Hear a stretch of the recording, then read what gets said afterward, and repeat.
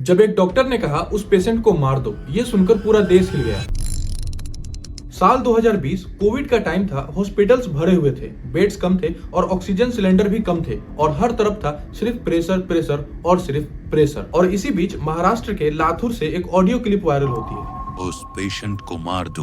और ये आवाज एक गवर्नमेंट हॉस्पिटल के डॉक्टर की थी। पेशेंट कोई क्रिमिनल नहीं थी, उसे कोई दुश्मनी भी नहीं था। वो एक फीमेल कोविड पेशेंट थी जो सिर्फ जिंदा रहना चाहती थी। सोचो, जब कोई पेशेंट हॉस्पिटल या क्लिनिक जाता है तो उसे लगता है कि अब मैं सेफ हूँ, लेकिन क्या हो अगर सामने खड़ा इंसान डॉक्टर ही ना हो तो। महाराष्ट्र के सतारा डिस्ट्रिक्ट में एक नाम था संतोष पॉल, जो सफेद कोट पहने क्लिनिक में बैठा हुआ है और उसके हाथ में एक इंजेक्शन भी है। लेकिन सच ये था कि वो डॉक्टर था ही नहीं, ना उसके पास प्रॉपर डिग्री थी, ना उसे हक था कि वो किसी का इलाज कर सके। फिर भी सिस्टम की लापरवाही की वजह से वो प्रैक्टिस करता रहा और फिर शुरू हुआ मर्डर प्लान। पेशेंट को इंजेक्शन लगाता था पर वो दवा नहीं होता था, वो होता था एक लीथल ड्रग। पेशेंट कुछ ही मिनट में सांस लेना बंद कर देता, बॉडी पर कोई क्लियर निशान नहीं, और ऐसे डेथ को नेचुरल लिख दिया जाता है। एक नहीं, दो नहीं, बल्कि 6 लोगों के साथ ऐसा किया गया। लेकिन सवाल ये है कि आखिर कैसे एक सफेद कोट भी इतना खतरनाक हो सकता है। तो आखिर गलती किसकी थी, डॉक्टर्स की, स्टाफ की या पूरे सिस्टम की? आखिर क्यों प्राइवेट हॉस्पिटल्स में पेशेंट से ज्यादा इंपॉर्टेंस पैसों को दिया जाता है और गवर्नमेंट हॉस्पिटल में पैसे तो बहुत आते हैं पर बेड्स कम, स्टाफ कम और भीड़ सबसे ज्यादा क्यों? और आखिर एम्स और सफदरजंग जैसे बड़े हॉस्पिटल्स की ग्राउंड रियलिटी क्या है? अंदर कह रहे हैं कि जो मरीज है एक बिस्तर पे 2-2 लोग लेटे हुए बिल्कुल रहते हैं, 3-3 भी रहते हैं। 2-4 दिन से यहाँ पे घूम रहे हैं लेकिन कुछ सुनवाई नहीं हो रही है। तो इधर क्यों बैठी हैं? कहाँ बैठी? मैं अपने बच्चे को दिखाने आई थी पर डॉक्टर अवेलेबल नहीं है आज। पैसे भी मांगते हैं। हाँ जी, पैसे मांगते हैं, कई बार गाली भी बक देता है अपने आप को।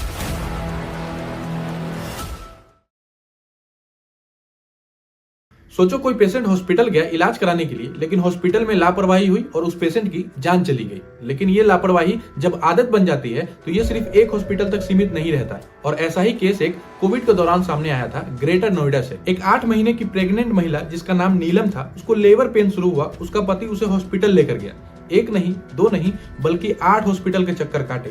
किसी ने कहा बेड नहीं है, किसी ने कहा पहले कोविड टेस्ट लाओ, और किसी ने बस एडमिट करने से मना कर दिया क्योंकि शायद उनके पास एडवांस देने के पैसे नहीं थे। और फिर क्या हुआ? इलाज न मिलने की वजह से नीलम ने एम्बुलेंस में ही अपना दम तोड़ दिया। फिर 2022 में एक वीडियो वायरल हुआ, इसमें भी एक प्रेग्नेंट महिला ही थी जिसका नाम पूनम था। उसे भी लेबर पेन हो रहा था। वो सफदरजंग हॉस्पिटल गई, लेकिन हॉस्पिटल में डॉक्टर्स ने उसे एडमिट करने से ही मना कर दिया। कहा जाओ, अभी टाइम है, बाद में आना। लेकिन पूनम से दर्द बर्दाश्त नहीं हुआ और उसने हॉस्पिटल के गेट के बाहर सड़क पर ही अपने बच्चे को जन्म दिया। और वहाँ खड़ी कुछ महिलाओं ने साड़ी का घेरा बनाकर डिलीवरी करवाई। आप वीडियो में क्लियरली देख सकते हो। गलत है यार, सारी औरतें आप ऐसे कर सकते हैं? कोई आप कर सकते हो? देखना आप कर सकते हो? बिल्कुल नहीं सुन रहे, बिल्कुल नहीं। कौन कर सकते? पूरी रात हो गई है, पूरी रात पड़े हैं ये लोग यहाँ पे, सड़क पे पड़े हुए पूरी रात से, पूरी रात और वीडियो वायरल होने के बाद हेल्थ मिनिस्ट्री ने एक्शन लिया और कुछ डॉक्टर्स को ड्यूटी से हटा दिया। और हॉस्पिटल ने बाद में सफाई दी कि बेड खाली नहीं था। पर यह एक लापरवाही का जीता जागता सबूत था। और जब सिस्टम अंधा हो जाता है तो उन्हें मरे हुए लोगों में और जिंदा लोगों में फर्क तक नजर नहीं आता। 2017 में दिल्ली के शालीमार बाग के एक मैक्स हॉस्पिटल में एक महिला ने जुड़वा बच्चों को जन्म दिया, जिसमें से एक लड़का था और एक लड़की थी। लेकिन हॉस्पिटल ने लड़की को डेड डिक्लेयर कर दिया और लड़के की सांसें चल रही थी। फिर बाद में डॉक्टर्स ने उसे भी डेड डिक्लेयर कर दिया और दोनों बच्चों को प्लास्टिक बैग में पैक करके पेरेंट्स को दे दिया। लेकिन जब पेरेंट्स बच्चे को लेकर अंतिम संस्कार के लिए जा रहे थे तो उन्होंने देखा कि बैग में कुछ मूवमेंट हो रही है। और जब बैग खोला गया तो लड़का जिंदा था, लेकिन बाद में इन्फेक्शन की वजह से उसकी भी जान चली गई। और फिर हॉस्पिटल का लाइसेंस कुछ टाइम के लिए कैंसिल कर दिया गया। तो आखिर ये कैसा सिस्टम है जहां जान बचाने की बजाय गरीबों और मिडिल क्लास लोगों को मौत के मुंह में धकेल दिया जाता है? और आपने अक्सर ये भी सुना होगा कि किसी का डेथ हुआ हॉस्पिटल में और उसका बॉडी 4-5 घंटे बाद दिया परिवार वालों को। तो ऐसे में क्या होता है कि मरे हुए लोगों को वेंटिलेटर पर रखते हैं और इसका बहुत गंदे तरीके से फायदा भी उठाते हैं किडनी रैकेट के थ्रू। 2016 में दिल्ली के इंदिराप्रस्थ अपोलो हॉस्पिटल में किडनी रैकेट का पर्दाफाश हुआ था। पुलिस ने रिवील किया था कि हॉस्पिटल के कुछ स्टाफ मेंबर्स एक गैंग के साथ मिले हुए और वो गरीब लोगों का किडनी निकलवाते थे और अमीरों को मोटी रकम में बेच देते थे। और इसके साथ फेक पेपर्स भी बनाए जाते थे ताकि लोगों को ऐसा लगे कि जो डोनर है वो कोई उसका रिलेटिव है। और जब जुर्म करना रोज का हिस्सा बन जाता है तो बदतमीजी करना भी नॉर्मल लगने लगता है। और आपने अक्सर ये सुना होगा कि किसी के फैमिली मेंबर्स को या किसी पेशेंट को हॉस्पिटल में डॉक्टर के थ्रू पीटा गया है, जो कि होता भी है। और ये पॉइंट मैं इसलिए ऐड कर रहा हूँ क्योंकि मैंने खुद देखा है कि सफदरजंग हॉस्पिटल में एक पेशेंट के परिवार वालों को एक डॉक्टर के थ्रू पीटा जा रहा है और उसे घसीट कर बाहर निकाल दिया गया मेरे सामने में। और ऐसा ही एक वीडियो भी वायरल हुआ था जून 2019 में जयपुर के फेमस SMS हॉस्पिटल से। वीडियो में क्लियरली दिख रहा है कि एक रेसिडेंट डॉक्टर एक पेशेंट को थप्पड़ मार रहा है और उसके साथ बदतमीजी भी कर रहा है।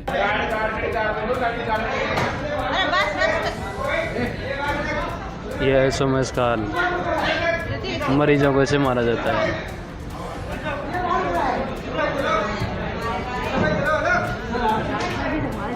ये डॉक्टर मरीज को मार रहा है। और एक रिपोर्ट के अकॉर्डिंग पेशेंट कुछ दवा लेने या ट्रीटमेंट के रिगार्डिंग कुछ सवाल पूछ रहा था, जिससे डॉक्टर गुस्सा हो गया और बजाय समझाने के डॉक्टर ने पेशेंट पर हाथ उठा दिया। और ये वीडियो सोशल मीडिया पर बहुत वायरल हुआ था। फिर सारा case Rajasthan human rights commission के अंडर चला गया। और दोस्तों ऐसा बिल्कुल भी नहीं है कि ये सारी चीजें खत्म हो गई है। इंडिया में ये चीजें कॉमन है। जान बचाने के बजाय जान ले लेना, गुस्सा आ गया तो हॉस्पिटल से भगा देना, मार पीट करना पेशेंट के साथ, पैसों की डिमांड करना, ये सारी चीजें कॉमन है। तो जब ये सारी चीजें कॉमन है तो सोचो कि इंडिया के बड़े बड़े हॉस्पिटल्स का हाल क्या होगा। दिल्ली के एम्स हॉस्पिटल में सिर्फ इंडिया से ही नहीं बल्कि कई सारे देशों से लोग आते हैं और यहाँ की ग्राउंड रियलिटी किसी जंग से कम नहीं है। हाल ही में अभी जनवरी 2026 में दिल्ली हाई कोर्ट ने खुद से एक केस रजिस्टर किया, क्योंकि एम्स और सफदरजंग के बाहर सैकड़ों लोग इतनी कड़कती ठंड में फुटपाथ पर सोने के लिए मजबूर हैं और हालात इतने खराब हैं कि रैन बसेरा फुल है। यूपी, बिहार और झारखंड से आए कैंसर और किडनी के पेशेंट सड़क पर कंबल ओढ़कर अपनी बारी का इंतजार कर रहे हैं। और एम्स में न्यूरो सर्जरी और कार्डियक सर्जरी के लिए 2-2 साल की वेटिंग है।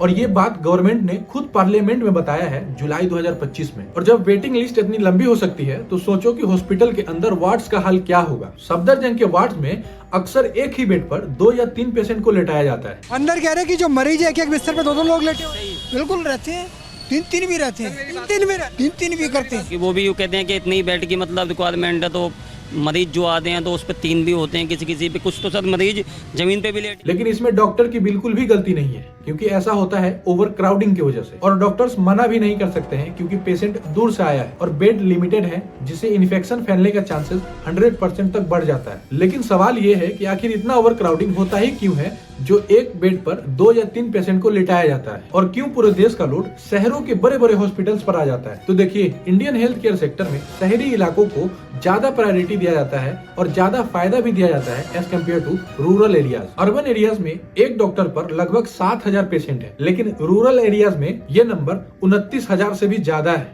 और कहीं कहीं तो बिजली की कंडीशन भी बहुत ज्यादा खराब है। रूरल कश्मीर के हॉस्पिटल में 8-8 घंटे की पावर कट होती है और इस वजह से डॉक्टर्स को मोमबत्ती या फोन के टॉर्च में बच्चों की डिलीवरी और छोटी छोटी सर्जरी करनी पड़ती है, क्योंकि डीजल जनरेटर का बजट ही नहीं है। देखिए, WHO के मुताबिक 1000 लोगों पर एक डॉक्टर होना चाहिए, लेकिन इंडिया में अभी भी ये नंबर 1.2 है, मतलब कि 1.2 डॉक्टर पर 1000 पेशेंट हैं। और इसी वजह से रूरल एरियाज में ये रेशियो बिखरा हुआ है। रूरल एरियाज में डॉक्टर की बहुत ही ज्यादा शॉर्टेज है, इस वजह से वहाँ का रेशियो बिल्कुल बिखरा हुआ है और वहाँ का कंडीशन बहुत ही ज्यादा खराब है। और डॉक्टर की कमी इसलिए भी है क्योंकि प्राइवेट मेडिकल कॉलेज की फीस 1 करोड़ से ज्यादा हो चुकी है। तो सिंपल सी बात है, जो डॉक्टर इतना पैसा लगा कर पढ़ता है वो छोटे इलाकों में नहीं जाना चाहता है 50,000 की सैलरी पर। और गाँव घर के जो प्राइमरी हेल्थ सेंटर्स होते हैं उसमें बेसिक फैसिलिटीज तक नहीं होती है। इसीलिए एक छोटे से फ्रैक्चर या बुखार के लिए भी पेशेंट को एम्स या सफदरजंग रेफर कर दिया जाता है। इससे बड़े हॉस्पिटल्स पर लोड अनमैनेजेबल हो जाता है। और यहाँ प्रॉब्लम ये नहीं है कि एम्स खराब है, प्रॉब्लम ये है कि पूरे देश को सिर्फ एम्स चाहिए। जब तक गांव के PHCs में एक डॉक्टर और ऑक्सीजन नहीं पहुंचेगा, तब तक दिल्ली के फुटपाथ पर मरीज ऐसे ही सोते रहेंगे। तो अभी तक तो हम ये सारी बातें जान चुके हैं कि आखिर यहाँ के हेल्थ केयर सेक्टर में आखिर चल क्या रहा है, आखिर कैसे लापरवाही की जा रही है। लेकिन कहानी अभी खत्म नहीं हुई है दोस्तों, असली सवाल तो अभी बाकी है। इतना कुछ हो रहा है, लेकिन गवर्नमेंट आखिर क्या कर रही है।